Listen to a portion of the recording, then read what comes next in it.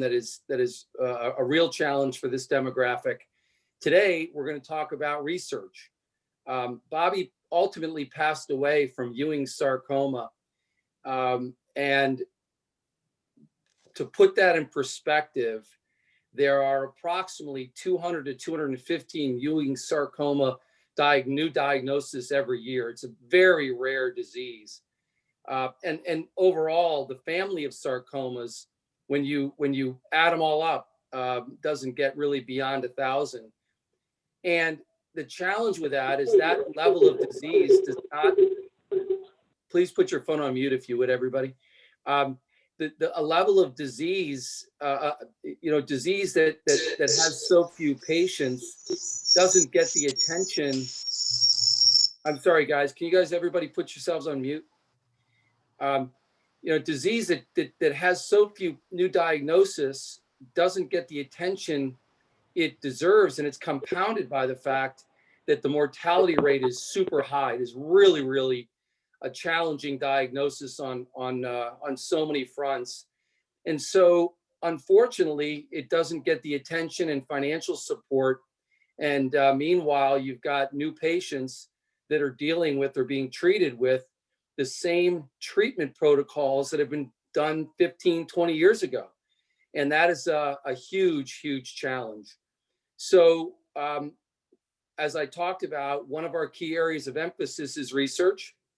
And given the scope and depth and significance of the challenge, we set out to find a combination of world-class experts, but more importantly, people that thought more creatively, thought out of the box, because that's the only way you're going to ultimately affect change and uncover true change in a positive way.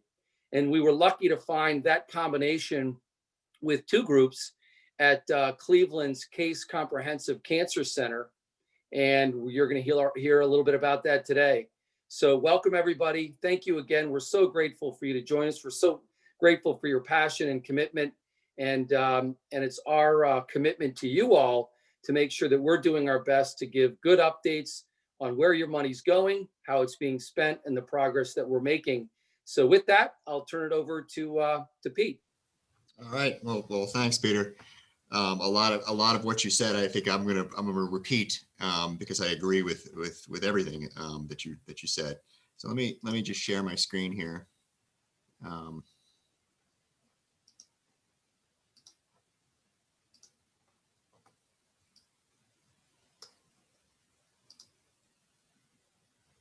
All right, can everybody see my slides?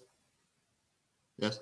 Okay. So the title of this presentation will be Multi-Pronged Innovations in Sarcoma Therapy, which is a lot of fancy sounding words for how, I'm going to introduce you to two researchers that, as Peter said, are really thinking outside the box when it comes to research into these rare sarcomas. So just to introduce myself, so I'm a professor in the Department of Genetics and Genome Sciences at Case Western Reserve University in the School of Medicine, and I'm also an active member of the Case Comprehensive Cancer Center. And I also focus on sarcoma research. I have a focus on osteosarcoma, an aggressive form of bone cancer that often metastasizes and is very aggressive in children and adolescents. And I just want to note that I'm speaking to you on behalf of the Case Comprehensive Cancer Center, and this is truly a remarkable place. I mean, we are one of a select group, only 51 cancer centers in the U.S. that with a designated comprehensive status by the government, by the NIH, and this means a lot. I mean, this says that we have met really strict standards by the government. With respect to cancer treatment and research. So it really is a unique designation. And I'll note that again, I mean, we really view ourselves as a powerhouse of cancer research. So I'm physically located at Case Western Reserve University, but we have lots of collaborations with the Cleveland Clinic and also university hospitals. So it's really three organizations that comprise this cancer center. And as you can read from the slide, I mean, there's quite a lot of funding that's been acquired by this cancer center through investigators writing grants, and in addition, the National Cancer Institute providing money to us. But one of the things I really want to emphasize is exactly what Peter said. So you know, you look at this slide and you're like, wow, that's a lot of money, and it is. But a disproportionate amount of this money is actually going to support adult cancers, and a really small fraction of it is actually going to children and adolescent cancers, like the one that Bobby Menges was afflicted with. And so, you know, it's a bit of a shame. I mean, we know, and me as a geneticist, like I know the value of studying rare diseases. They teach us so much that's generalizable to adult diseases. And so, you know, I can't emphasize enough how important it is when donors get together and provide money to research projects on rare diseases. It can go, it's just a tremendous investment, and usually the return on investment can be astronomical. And so with that, let me introduce two speakers today. So we're going to have Alex Wong, who's a professor in the Department of Pediatrics and Pathology in the School of Medicine. And Alex is focusing on immunotherapy. Okay, you might have heard of that. You might have seen commercials about this. But Alex is really into this field, and is really focused on the use of immunotherapy for treatment of metastasis in cancer patients. And metastasis, as you may know, I mean, that's the criminal behind most cancer deaths. Okay, if we're going to treat cancer, we need to figure out how to treat these metastases that spread to distant organs, because that's often what kills the patients.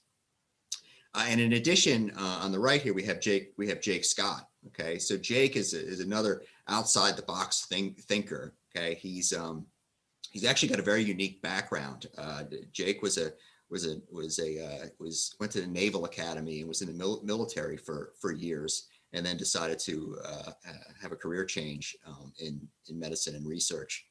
And Jake thinks a lot about cancer evolution and things like how we apply game theory to study how cancer progresses. So with that, I'm gonna stop and let these two take over the show. So Alex, go ahead. Thank you, Pete. And after that, I'll do,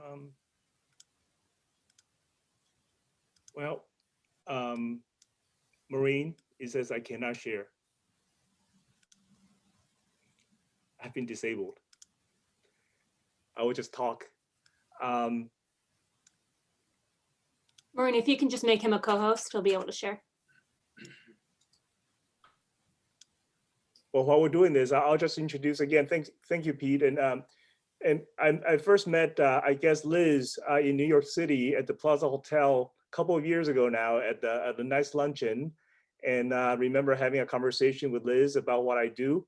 I'm a pediatric oncologist by clinical training. And before I became a pediatrician, I actually was trained as an immunologist. And as far as 30 years ago, we started doing the whole concept of vaccines for cancer. We started it back in the 1990s, making pancreatic cancer vaccines as the first-in-class vaccines. So I was an immunologist before I was a pediatrician and pediatric oncologist. But before that, I think similar to Jake, who's going to come on after me, was actually trained as an astrophysicist as well. And so I think one of the themes that you're going to hear from today is that I think, as Peter said in the beginning, we came from a very diverse background, and really truly takes a village to really sort of tackle this very difficult problem of using different modalities to treat very hard to treat cancer, such as sarcomas. So as I am a pediatric oncologist, ultimately all of everything that we do in terms of investigation into the biology, new therapeutic strategies, we want to make sure that the outcome will ultimately be in a clinical trial that will improve the lives of adolescent, young adults, or pediatric patients, in this case with sarcomas, and ultimately in other diseases as well. And so we're very fortunate here at Case Western Reserve University to be involved with affiliate hospitals that are able to carry out these missions ultimately into clinical trials.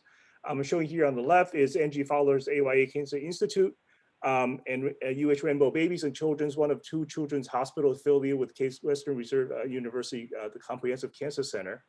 And really, as Peter said in the beginning, with I'm Not Done Yet Foundation, we're not just focusing on research, but also with the delivery of care, how to improve the experience of patients going through the struggles of life, making sure that they have a space and a supportive environment to help them through that journey, and provide them with all the resources they need to really be successful in combating their very difficult disease.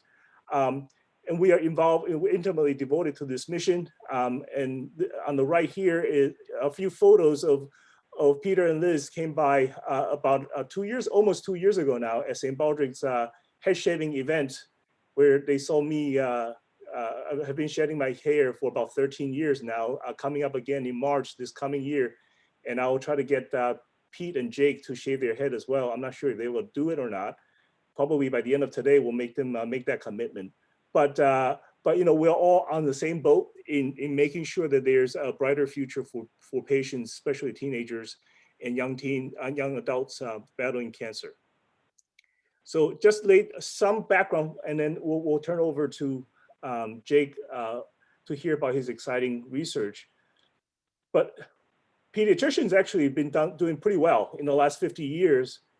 In fact, that even though cancer continues to be the leading cause of disease-related death in young people in the United States, it's a very astounding fact.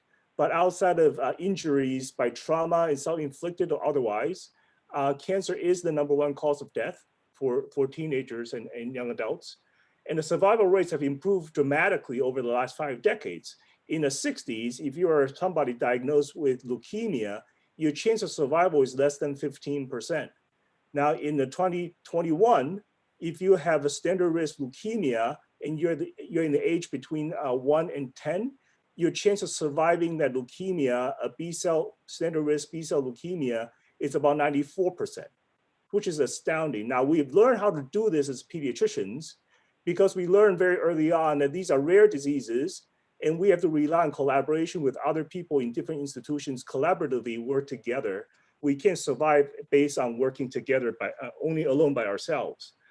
So we've done pretty well, but the childhood cancer continues to come with a heavy price for those who survive. And we're now beginning to appreciate more and more as we see more and more patients who have survived the initial bout of cancer as a child, and now they're coming into adulthood and really experiencing premature aging issues with their heart and the lungs, the liver and kidney, having secondary cancers because of the treatment modality. And we continue as a society not to do very well in refractory and recurrent and metastatic disease, as Pete said earlier. Patients that are diagnosed with metastasis early on, they still do not do very well. And adolescent young adults overall have not really benefited from all the myriads of scientific progress we have seen collectively in the cancer community over the last 3-4 decades. I'm showing here in Ewing sarcoma, these are pediatric and some of the young adult experiences over the last few decades. On the left-hand side here are 4 lines that you see. The top 2 lines, the green and blue, are patients who are diagnosed with Ewing sarcoma, whether they're restricted to only the bone or outside of the bone involving soft tissues. Their overall survival is somewhere in the 70 to 80% range over about 2 decades. Which is remarkably better than where we were 5 decades ago. But if you were the same patient population, but at the time of diagnosis, you belong to the red or the purple curve, the orange and the purple curve, meaning that you have evidence of disease dissemination in your body, whether it was in the different parts of the bone or in your liver or in your lungs, your chance of surviving that cancer dramatically drops down to below 20%. So, and the curve on the right here is over the last few decades in COG and Children's Oncology Group, we've tried to really max out on the amount of chemotherapy toxins we can give to our patients by intensifying chemotherapeutic agents. And what you can see here on the top curve is that if you have localized disease, we can do a little better job improving your overall outcome by intensifying how much chemo you get. But if you have metastatic disease on the lower curve, the yellow and the red, there's not much difference whether we give you more or less, more intensive therapy schedules and not, meaning that we really reach a plateau in how we can do with chemotherapy. And I think Jake will discuss some of this, some of the ways we can overcome this in the following few minutes after my talk. And P will also, at the quick Q&A, maybe we'll deal a little bit into what P is doing in his research in dealing with metastatic disease. Are there ways that we can prevent metastasis so that you actually improve the overall outcome? And here is a graph showing that with all the biomedical research advancements we've made, most patients in the upper end of the spectrum of disease in the 40s to 60s and 70s have continuously benefited from the improvement in disease outcome because of all the biological and biomedical science advancements we have made. Same thing with very young, between the age of 1 to 14 or so, we continue to improve every year after every year. The rate of survival for these patients continue to improve.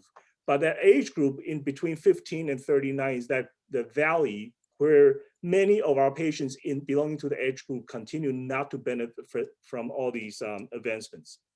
So there is a survival gap. And out of that gap came the focus of the project that was really supported by the foundation, and the money that was provided allowed me to pursue a very different ways of thinking about cancer therapy. Historically, we have tried to explore what makes tumor cells vulnerable and use chemotherapy, radiation to attack individual tumor cells and slowing down either their growth or inducing how they would die. But the premise in the last decade or so, our interest in using immune cells to fight cancer underscores a new understanding that cancer cells don't survive just in a vacuum. That cancer cells survive in your body, which is enabled by the rest of your body's cells to allow them to exist in the neighborhood. So it is like the bullies in school. Usually the bullies in school have a whole bunch of other kids surrounding these bullies, and it is the environment that allows the bullying to go on. The bullies continue to bully other people. So sometimes if you take away their support system, the bullies fall apart. And that's really ultimately the idea behind many of the research we're doing. And we've been focused on sarcomas, principally osteosarcoma, rhabdomyosarcoma, and Ewing sarcoma. And we understand now that there are many cells that surround these tumors, whether they're in the lungs or in the primary lesions or circulating in the blood. They are surrounded by friendly cells that make these tumor cells survive. And we are now beginning to explore many of these communication channels between the tumor cells and the immune cells and understand how we can take advantage of that communication channel and break it so that we take away the support system around the tumor in order for the tumor then to succumb to death. And so this is actually a very different way of thinking about tumor therapy. It's thinking about attacking non-tumor cells and using them as weapons to fight cancer. And I'll just give you a very quick examples of some of what I'm talking about here. Can you see my cursor? Yeah. So think about this thing here on the left as osteosarcoma cells. We now understand that osteosarcoma cells need to interact with other immune cells such as myeloid cells or tumor-associated macrophages, TAMs. And we have decoded a communication channel between these two cells via VCAM1 and alpha-4 beta-1 interaction. And we have figured out that using animal models, that if you interrupt this communication, tumor cells will shrink away. And in fact, there is already an FDA-approved targeting agent that targets specifically this alpha-4 beta-1. And people use it for multiple sclerosis and inflammatory bowel disease. So the first project that was supported by the foundation was to continue to develop a clinical trial concept using a drug called natalizumab, which is, again, like I said, is an FDA-approved drug owned by Biogen in Boston. It's approved for multiple sclerosis and inflammatory bowel disease. And about a year and a half ago, we approached them saying, I got data showing that your same drug can actually be very effective in treating mouse models of osteosarcoma in dissemination. It literally took them a year and a half for a scientific review board to now finally in December of 2020 to agree, or December 2019 to agree that they will provide drugs for us to actually have a clinical trial in targeting pediatric and adolescent young adult osteosarcoma patients. And finally, in December, just a few weeks ago, the FDA has approved our IND application to go ahead with a full clinical trial that's going to start here in Angie Fowler's Institute in the fall, in the spring, sorry, 2021. So there was one thing that came out of this, which is a very novel way of treating osteosarcoma. And then there are other processes that we are now continuing to explore, such as ways to actually activate these myeloid cells so they will become very anti-tumor entities rather than pro-tumor. And we have discovered from an in-house discovery pipeline a very a sugar molecule that's actually in the outer shell of the oatmeal that you eat every morning. And it turns out to be highly immunogenic. It's called BG34. And it's a compound that when you give it intravenously, can activate these myeloid cells in the tumor microenvironment such that they are becoming inhospitable for the osteosarcoma tumor cells to survive. And this now, we are now moving into a clinical trial, actually trying in pet dog with osteosarcoma in combination with, in collaboration with NCI. And just about a month ago, the NIH has given us a rare disease designation as well as an orphan disease designation to develop BG34-200 as a novel compound to treat osteosarcoma. So we're very excited about that. And the foundation has made that possible to take that really high risk proposition to fully develop it now. And now we're in discussions with a pharmaceutical company who's now seen our data. It's actually very interested in helping us to carry this into commercialization. And lastly, it's another compound that is very abundant in this tumor microenvironment that it's called TGF-beta. It's a chemical that makes all the immune cells dysfunctional when there's tumor around. And now in collaboration with a company, Mepacto in Korea, they have made an inhibitor to this TGF-beta. And we have been able to gather data over the last few months showing that that inhibitor, TGF-beta inhibitor, is very, very potent in treating mouse that has disseminated osteosarcoma. And we have been able to get the company's interest. And now we're fully developing a clinical trial here based at university hospitals to test the TGF-beta inhibitor in a setting of sarcomas, including rhabdomyosarcoma and osteosarcoma. So those are a couple of examples of where we're taking the initial seed money that the foundation has given us, and very quickly in the last, literally about 18 months of time, to turn it around into 3 concepts which are totally novel in applying available drugs and other manipulations to then move on to 3 different clinical trial concepts, one of which is about to open this coming spring, and 2 more are in development stages, with one going into treating pet dogs with osteosarcoma. So for those of you who are dog owners out there, there's hope also for your little pets that one of the most common disease in dogs, unfortunately, is osteosarcoma. And so we're hoping to actually generate some excitement in the canine world as well. So I'll end there, and I'll give the following time to Jake to talk about his research. Jake. Thanks, Alex. I am going to do the same thing and share my screen. So I think the commonalities here, like Alex said, we both started out in astrophysics and ended up here in cancer. Everyone can see my screen, I presume. I want to start by talking about how the problem of cancer is an incredibly hard one. And like Pete said, we need people thinking about all kinds of things. And this is just a little goofy slide, but it shows the group that I'm lucky enough to work with in my lab. And I have these 5 little robot lions, and they've made this, I don't know if you remember the 80s Japanese cartoon called Voltron, but in this cartoon, basically there was 5 robot lions. And when something bad was about to happen to the planet, like somebody would get in their robot lion and go attack the bad thing. And the red lion breathed fire, and the blue lion breathed ice, and the yellow lion could jump really high or whatever. But when a really, really bad and hard problem came, when like a really bad guy came from outer space, all the lions had to come together. They flew into near Earth orbit, they transformed, and they formed this huge robot, and the sword appeared out of nowhere. And then only this big robot could attack the huge problem. And I really view cancer research just like that. So in my lab, I've got people who are really good at differential equations and physics. I've got people who are really good at computer science. I've got people who are really good at engineering, and I got cell biologists. And when you have a really hard problem like cancer, you can't attack it with one special weapon. You got to use everything at your disposal. And so I really think about our approach in that way. And so we end up having a whole bunch of kind of weird approaches, but these difficult problems call for that. And I think really the central thought process in our lab is that the nature of all life is change.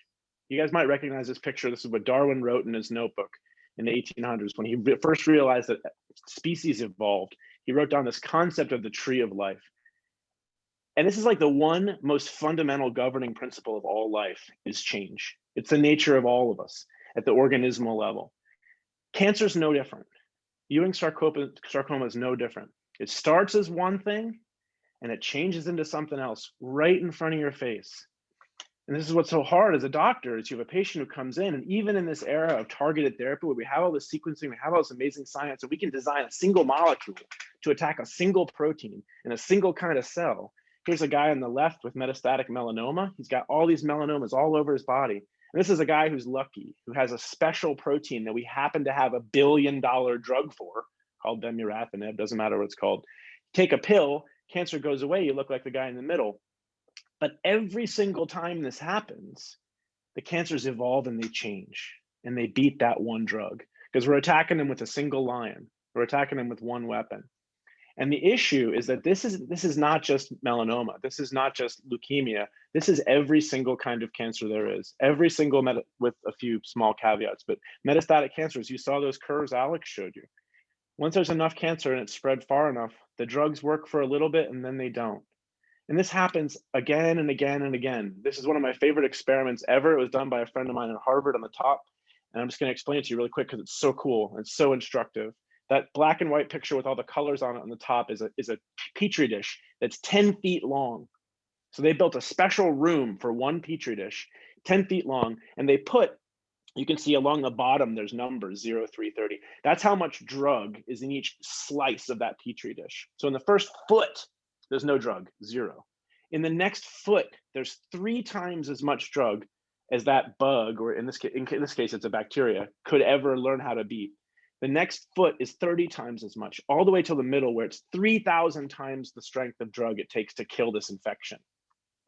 And in the course of 1 week, E. coli, a bacteria that start on the edge of this 10-foot long plate, go all the way to the middle.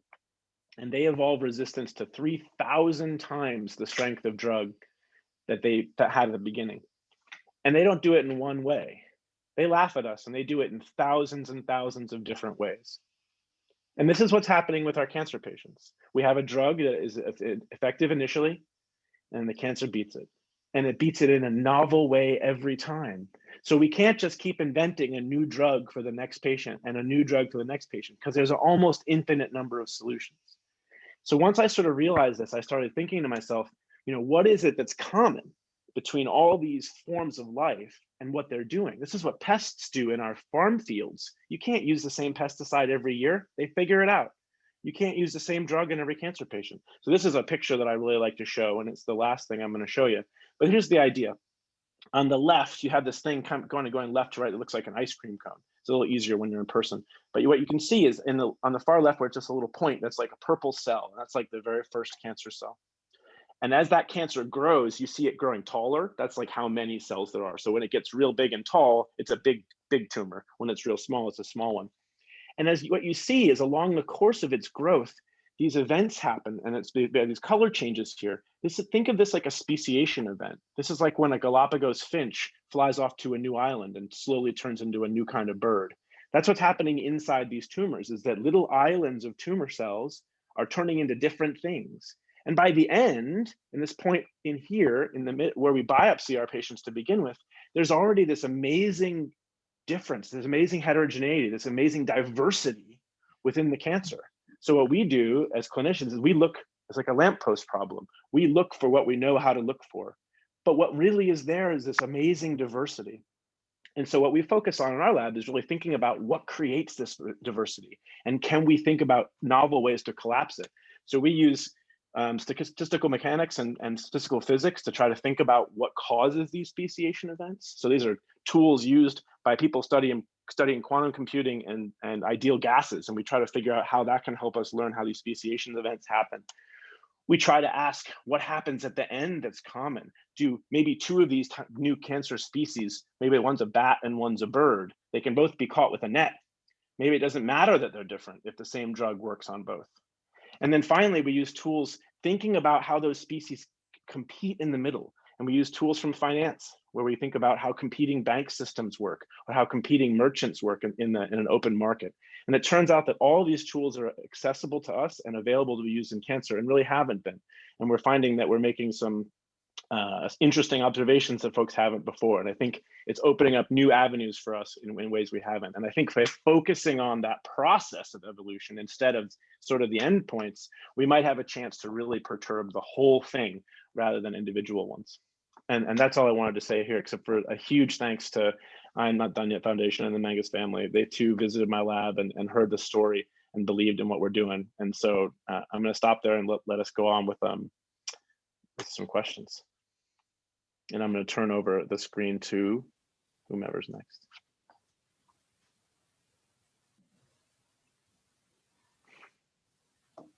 So now we thought we would have a Q&A. And I mean, any question that you may have about either the presentations or just general questions on your mind about cancer and cancer therapy in general, please speak up and ask those questions. If you don't want to do it with your screen, just feel free to post a question to the chat. I'll start by answering one. I'm definitely going to shave my head because this has got to go. We were all wondering. But I'm going to wait till St. Patrick's Day. I'm taking notes, Jake. You got to come through. All right. Well, if he's going to do it, then I got to do it, I guess. There we go. That's a spirit. I posted one in the chat room. Is there hope about getting more support and attention now with this present administration and Biden's experience with cancer? Sure, Shar. Thanks for that question. I'm hopeful it will be. I think there's several things that actually has happened over the last several years. Obviously, with the Moonshot initiative in around 2015 or so, when I was fortunate enough to serve on that blue ribbon panel, I represent actually the tumor immunology aspect of that specific blue ribbon panel. But as you recall, there was actually a specific group that formulates around pediatric cancer. And so, so there's already a foundation and folks that are recognizing, number one, the disparity in funding for pediatric cancer. And that subsequently with the STAR Act and all the other legislation over the last few years is now starting to come up. And my understanding is the latest round of funding from the Congressional Budget Office was I'm going to say the number wrong, but it was a $50 million allocation specifically for pediatric cancer. Now, in a bigger pie of how big NCI is, it's still a very small slice.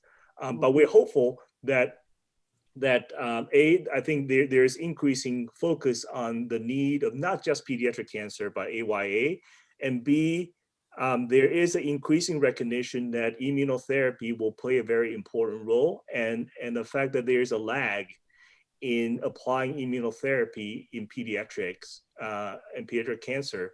And so I'm hopeful that those will sort of come together. Yeah, so we have to see. There's been some discussions already on the Capitol Hill about legislation, and you'll hear about things like PAC Act that we're trying to find congressional sponsors on the Senate side to take it up in the next Congress. But So we need Yeah. to write our own particular congressman, or is there a chairman or? so we actually trying to find champions in the Senate side, and Senator Brown's name has come up. So at some point we might have to apply appropriate pressure so that we can come from the Ohio delegations to make that happen. So. Hey, Alex, if I can just jump in, I think, as you mentioned, the amount of money that the NIH has available is a lot, and the allocation for pediatric cancer is pretty nominal. But more importantly, in my opinion, particularly related to what we're doing in support of you all, is it's in this particular case, it's not necessarily about the size of funding. It's the ability to think differently and make sure that people like Alex and Jake have the money to get the ball rolling. So as Alex mentioned, he's got several studies that are showing great promise, and money tends to follow success. So our goal, given the amount of money we have available, is to think about as seed financing. Our ability to invest a little money to get the ball rolling and build a proof of concept so that Alex or Jake or others can go to the NIH with confidence and a little more depth to their story. Jake, I remember telling a story about his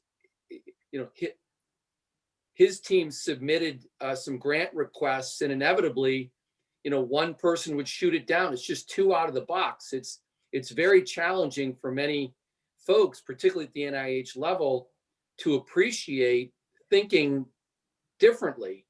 And because again, everybody's judged on success, and this is a pretty tough nut to crack. So Jake, I don't know if you want to comment on your experience with funding, but I'd be remiss if I didn't say it's a little money to get the ball rolling, to build that confidence and invest in things that can really make a big difference down the road as you guys get traction. Yeah, absolutely. I think you said it best in that a little money goes a long way, because the money that comes from the NIH has a lot of strings attached to it. And it's also really, really hard to get them to bet on things that are a little weird, to be fully honest. You have a large panel. People think about it as like a company, right? The middle management crushes interesting ideas. And the study sections at NIH are like middle management, right? There's always going to be, if you get 10 people in a room, all you need is one to think it's crazy and give it a bad score for it to go away. And if you get 10 people with 10 different ideas, somebody's going to think your idea is crazy. And then all of a sudden it's out the door. So if you're thinking outside the box at all, that's just not going to flow your way. And so the ideas that get funded by NIH almost have to be boring enough that no one complains about it. And it's hard to make a lot of progress with the same old ideas. And I think that the opportunity for groups like this, sometimes you think, Pete put up those numbers earlier, like, oh, we got $50 million coming in from the NIH institution. You're like, okay, well, what's 50,000 in comparison to that? It's actually enormous, because those 50 millions are tied to long-term projects that have very specific wickets and stages that go to adult cancers that are very prevalent. And so you can't just test your crazy ideas in these rare cancers with those monies. And the ability to do that, the freedom to ask slightly weird questions, is invaluable. And I like Jake said, I mean, a lot of NIH reviews are basically betting on safe projects, right? That basically is a way to recuperate a lot of investments that the investigators have already spent money on. They generate a lot of data, and you basically recuperate the losses you had and trying to fill a hole. But Peter, I would also mention that the challenge is not just on the NIH funding level. Even if you have a novel idea and it's a potential clinical trial idea, for pediatric, specifically for pediatric population at AYA, is actually additional level of challenge. And the reason I'm saying that is because there are very few patients compared to adults. So the pool of patient potentially who can be part of the clinical trial is few. And I've already said that historically we've done it as a cooperative group. So patients, doesn't matter which hospital, children's hospital you are diagnosed in the United States, chances are you're going to be on the same protocol as everybody else, and rightly so. But because of that, you actually, the reverse, the additional challenge is that if you have any novel ideas that you think is going to be even better than the historical standard of care, the multi-chemo agents that we put kids through, the bar is really, really, really high to actually make new therapy, like Jake's idea of individualized sensitivity, or some new drugs that Pete is going to discover in metastasis or immunotherapy, to make it a frontline therapy before a child has a chance to experience all the the historically established chemotherapeutic agents. So the challenge is not just about providing documented efficacy of what we think can happen, but it's about educating our peers in the different ways of thinking about the disease outside of their own comfort zone of what they historically have been doing in treating patients, and say, okay, can we think about treating osteosarcoma a whole different way? Can we completely, or subset of patients, if we can identify better, can we do it in a different way? And I think the bar for the whole cooperative group to say, yes, we're going to do that, that is a high bar to cross. But we have to chip away at this, because the adults have figured out how to do it. Adults have figured out in some diseases, immunotherapy is a frontline therapy before the patients see any chemo, which is unheard of 10 years ago, but they're doing it. So, I think the application of all these novel therapies, how do we integrate it into standard of care, and introducing these agents up front, these will, over time, will happen, but it's going to take some time. Alex, Jake, and Peter, not a question, but just a thanks for all the tremendously impactful contributions that you're making. Keep challenging those assumptions and pushing the envelope. It's some really interesting, fascinating work. Thank you. Thank you, Steve. You're welcome. Cheers.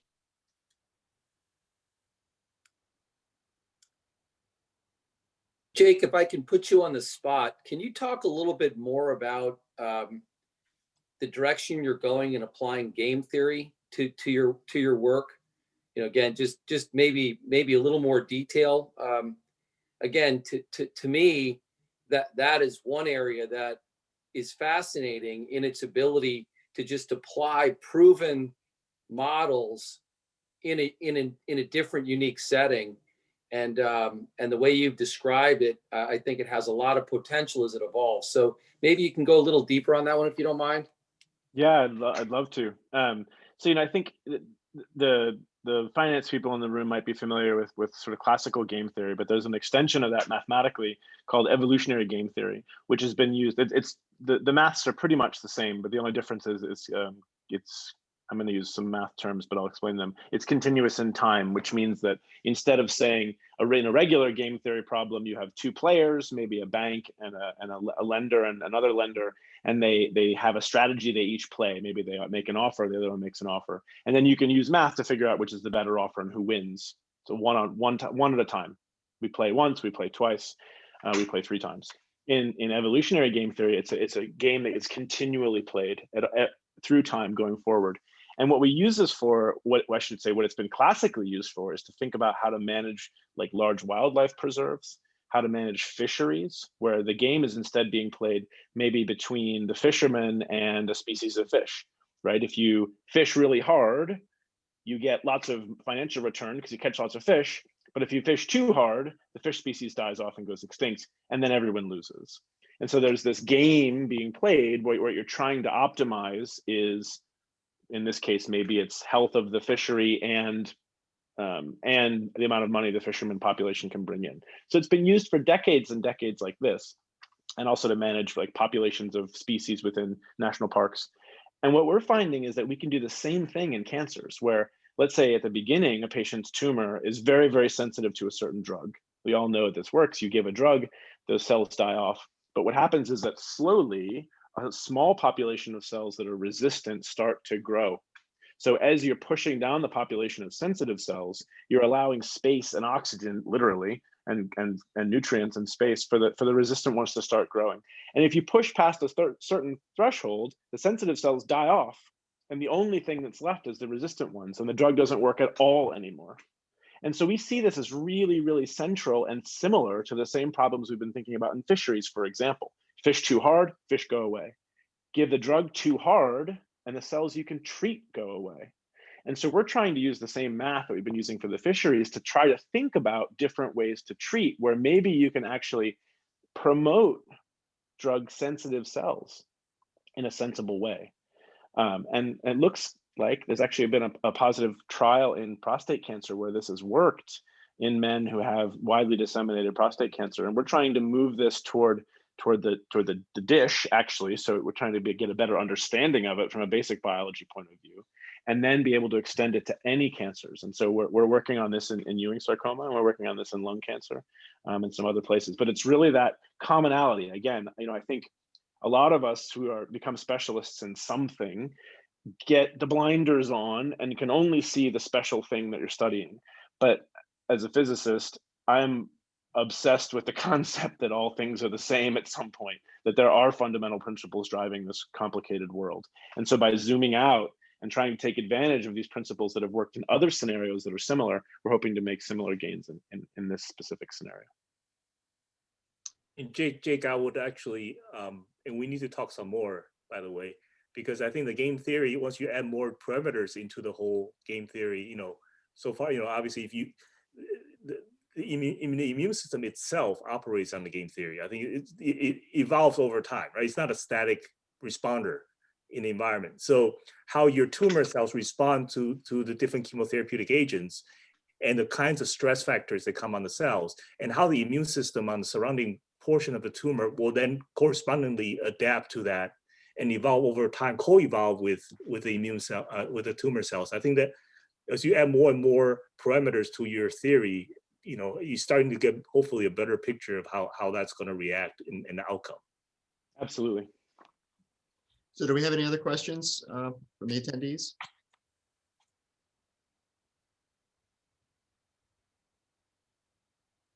Okay, well, maybe we should wrap up here. I would really like to conclude by thanking the foundation and all of the donors for supporting the research. It's really exciting to us to be able to present to you, what we've been doing with the money, and hopefully you're taking away from this that we're using it wisely, and that we really hope to make advances here in thinking about these problems differently. So we can't thank you enough. So I'll put the bow around it then. So again, we're enormously grateful for everybody's help and support. Our goal is, as Pete mentioned, is to be really transparent with where the money's going, how it's being invested. We're all in this together. What I love about, and I hope you do too, about this group is that they're throwing aside what's that great quote, the definition of insanity is doing the same thing over and over again and expecting a different result, and that inherently, unfortunately, is embedded in a lot of cancer research environments. And so our goal is to go, as you've now seen, find people who genuinely think differently, but in a very thoughtful, strategic way. And whether it's really outside the box, like Jake's game theory notion, or some of the practical outside the box thinking like Alex is doing, looking at different either drugs or chemical compounds and applying them differently. And you just never know where that next piece of progress is going to come from. So we're really thankful to them for the great work they're doing. I'd be remiss if I didn't mention my brother Bill, who who rode across the country and raised extra money to support these efforts. So I don't know if he's on, but shout out to my brother Bill for braving the elements and the wind. And now, truth be told, I did get to ride the last 15 miles out of the 4,400. So anyway, but that was awesome. And lastly, it doesn't take a lot of money to make great progress. And again, I'd be remiss if I didn't just remind the group that our funds are going to pursue approaches that can have material change over time as they take root and concepts get proven out. And again, you're seeing that with Alex's work that are now moving into formal trials. Jake's having some great success applying his thoughts a little bit differently in different scenarios. So again, thankful. We're enormously grateful, and be on the lookout. We intend to keep this going in making sure that we're, again, very transparent with all of the work we're doing. And for those of you who know people that couldn't join us today, we will have a recorded version of this on the website. So stay tuned for that. So thanks, everybody. Have a great evening, and we'll talk to many of you soon. Bye. Thank you so much. Thank you so much. Bye, everybody. Thanks, everybody. Thanks so much, Pete and Liz. Thank Bye, you. everyone. Thank Good you. to see everybody.